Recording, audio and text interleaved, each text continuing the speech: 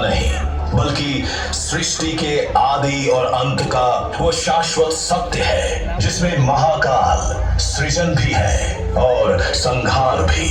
प्रकाश, ध्वनि और दृश्यों के संगम से महाकाल की सर्वशक्तिमान उपस्थिति हर हृदय में स्पंदित होगी।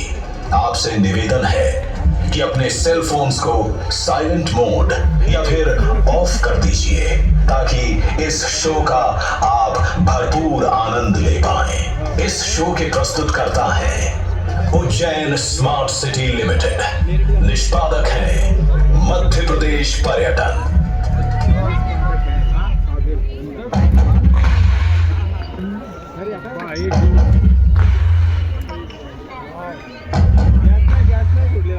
चालू हुआ है।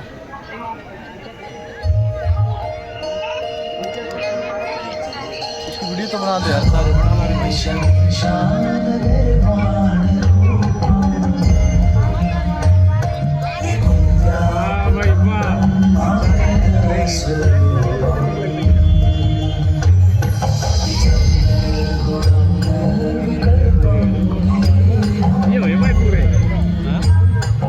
आकाश आकाश निराकार ओंकार मूलम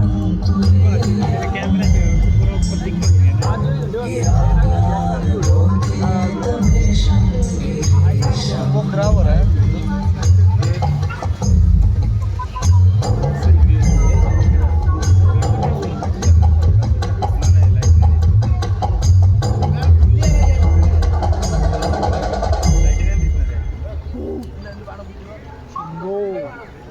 पूरा हो रहा है।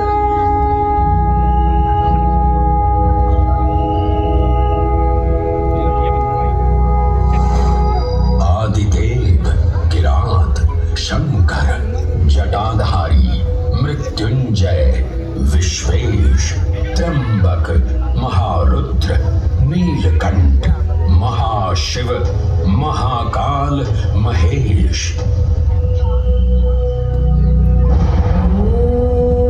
महाकाल जिनके उद्गम से उत्पन्न होती सृष्टि की लय,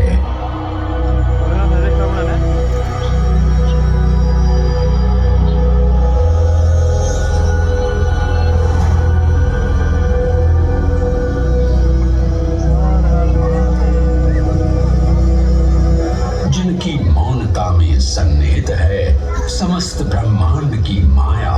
इन महान देव को नमन करने से पूर्व आइए वंदन करें उस रूप को जो स्वयं शिव से पहले पूजित होते हैं, श्री गोपूपालेश्वर। जब एक 5 वर्षीय बालक ने राजा चंद्रसेन को अपनी अमूल्य मणि की रक्षा हेतु महाकाल की उपासना में लीन देखा तो वो भी भक्ति में तल्लीन हो गया। मां के बार बार बुलाने के बावजूद वो अपनी पूजा में एकाग्र रहा। उसकी श्रद्धा से प्रसन्न होकर भगवान शिव स्वयं उसके घर लिंग के रूप में प्रकट हुए।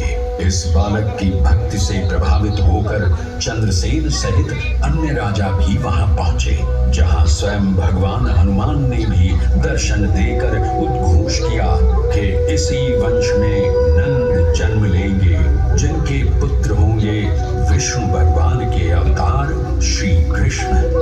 ये परंपरा न केवल बाल भक्ति की प्रतीक है, बल्कि गुरु शिष्य परंपरा, तांत्रिक साधनाओं और क्रम पूजन की विधियों से भी जुड़ी है।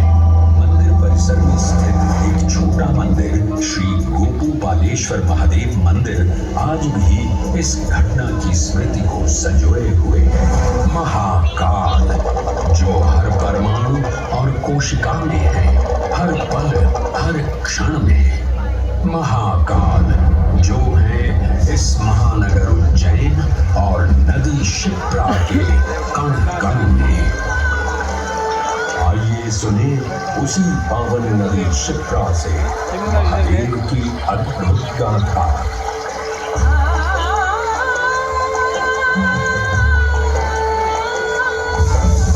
भगवान विष्णु के अवतार वराह गृहदय से उत्पन्न मैं पवित्र पावनी शिप्रा मेरा श्री हरि के हृदय से हुआ, पर मैं प्रवाहित हो रही हूँ महाकाल के चरणों में।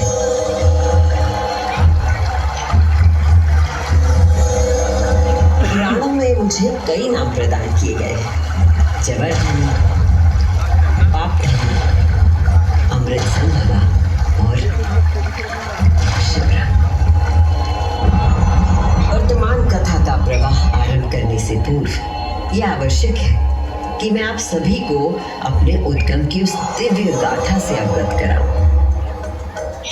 जिसे जानकर आप अचंभित हो जाओगे। मेरा उद्गम ऋषि अत्रि से जुड़ा है,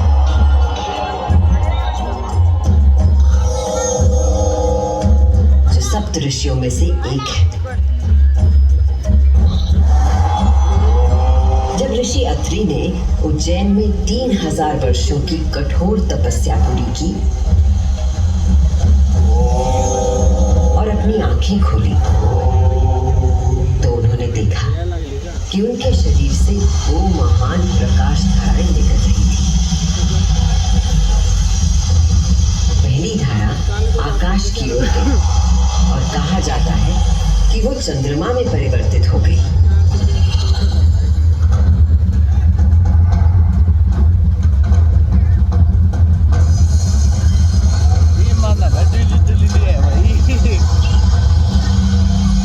दूसरी प्रकाश धारा पृथ्वी की ओर गई और उसने मेरा रूप धारण कर लिया। और उस प्राचीन काल से बहती आ रही हूँ मैं, इतिहास, आध्यात्मिकता, दिव्यता की कहानियां अपने साथ लेकर। कहानियां महाकाल की, जो विश्व का आदि और अंत है, जीवन का आरंभ और समापन जिनकी इच्छा से होता है, जो इस विश्व की निस्तब्धता और ध्वनि दोनों है।